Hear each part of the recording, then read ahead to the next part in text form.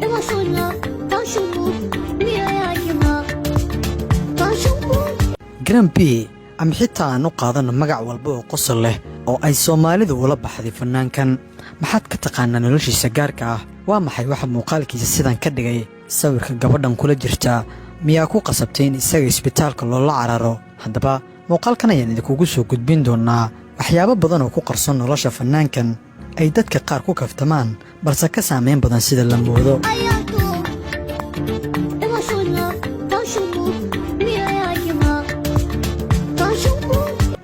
inta aanan warbixinteenna xasaasiga ah gudagelin waxaan kaa codsanaynaa inaad muuqaalkan like saarto si aad inoo dhiirigeliso una sheergari asxaabtaada si aan u helno saaxiibo u wanaagsan sida adiga oo kale waad ku mahadsan tahay la socodkaaga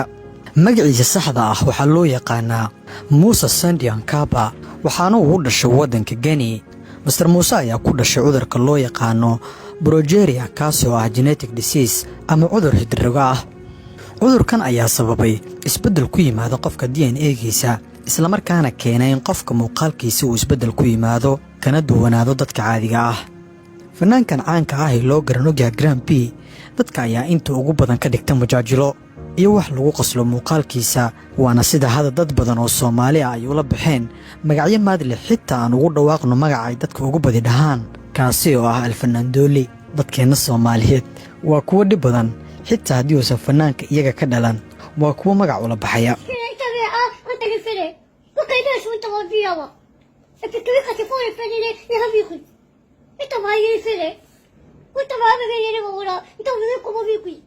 jilaagan ayaa bandhigiisii ugu horreeyay waxa uu ku qabtay dalka Guinea dad badan ayuuna kaga yaabsaday islamar ahaantaana waxa uu soo bandhigay bandhig faneed yaabi aan firiir ku riday dhammaan daawadayaashii ka soo qayb galay xafladaasi Sidiki Diabete ayaa ah saaxiibka Grampi kaasi oo gacan weyn ka geystay kuna dhiirigeliyay inuu jilaa noqdo kana faa'iideysto talentiga uu leeyahay Grampi oo ah fanaanka loogu hadalhaynta badan yahay adduunka waqtigan ayaa caan ku ah inuu mar walba labada gacmood is saarto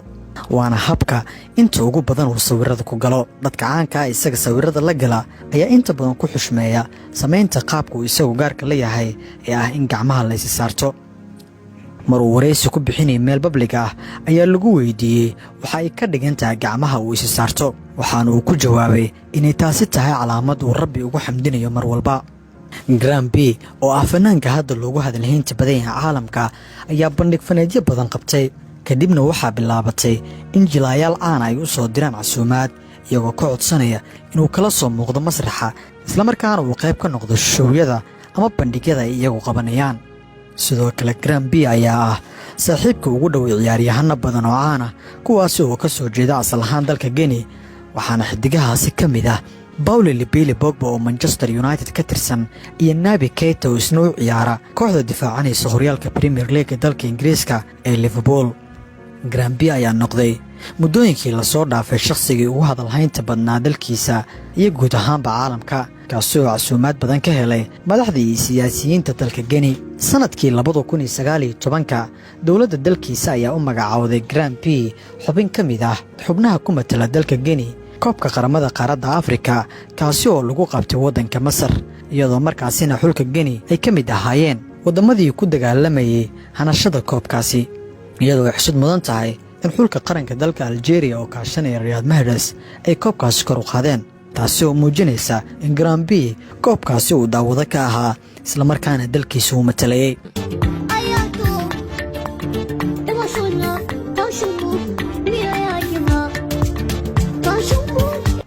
Mr. Musa haatan waa qof magac ku leh dhammaan caalamka isagoo muujiyay in muuqaalkiisa uusan waxba u dhibin xirfad fanidkiisa October 4 sanadii 2019 Grampi waxa uu soo saaray album la magac baxay Ikhadi Nana taasi oo ay ka soo qayb galeen kumanaan taageerayaal ah kuwaasi oo aad u xiiseynayay codka halaasiga ah ee fanaankan cajiibka ah Musa Sandian Kaba ayaa ah qof mar walba dhiirigeliya dadka la nool xanuunada jinsiga ah isagoo mar walba tusaale u soo qaata xanuunkiisa inuusan ka hor istaagin inuu muujiyo talentigiisa isla markaana ka mira dhaliya riyadiisa iyo hadafyadiisa waxaa baraha bulshada aad ugu faafay sawirka isagoo la fadhiya gabar amaba la taagan iyo sawirka kale ah in isagu uu isbitaal jiifo si maadla ayay dadka qaar ee baraha bulshada isticmaala uga hadleen iyagoo odhanayay Grande B isbitaalka ayaa la dhigay kadib markii uu sariirta la wadaagay gabadhan idiin muuqata. haddaba waa maxay xiriirka ka dhexeeya labada shakhsi? Eudoxia ayaana inaas ahaan lagu magacaabaa African Kim Kardashian, waana gabar model ah oo u dhalatay waddanka Ivory Coast. gabadhan oo muuqaal ahaan ah dadku waa la kumanaysta jir aad u xajmi weyn, kaasi oo cagsi ku ah Grande B oo isagoo ah mid aad u yar, waana sababta keentay in dadku ay aad uga falceliyaan sawirrada ay isla soo galeen iyagoo aad ugu falanqaynaya baraha bulshada kana hadlaya farqiga awoodeed iyo jir ahaan ee u dhaxeeya labadan qof. dadka ayaa aad isku weydiinaya in xiriirka labadan aktar ka dhaxeeya uu yahay mid dhab ah iyo in Eudoxia ay doonayso dhaqaalaha Grande B. si walba ay ahaataba xiriirkooda ayaa ah mid u muuqda dhab, iyadoo Grande B uu shaaca ka qaaday isla mar ahaantaana uu caddeeyey in isaga iyo gabadha aktaradda ah ee ka soo jeeda waddanka Ivory Coast ay xiriir qurux badan oo jacayl wada leeyihiin.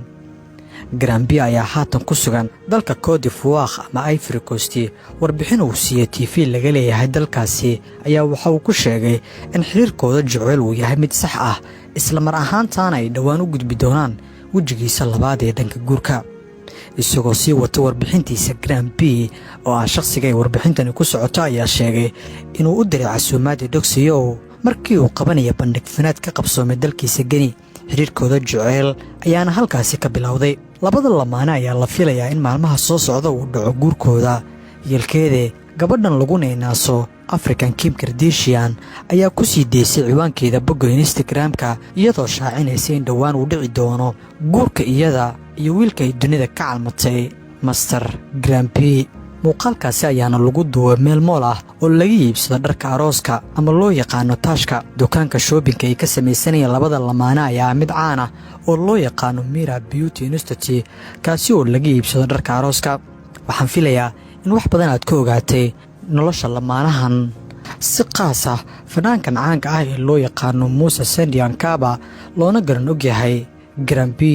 haddii aad warbixintan daawatay, waxaan kaa codsanaynaa inaad like saarto una share garayso asxaabtaada, aragtidaadana inoogu reebto qaybta hoose ee kommentiga.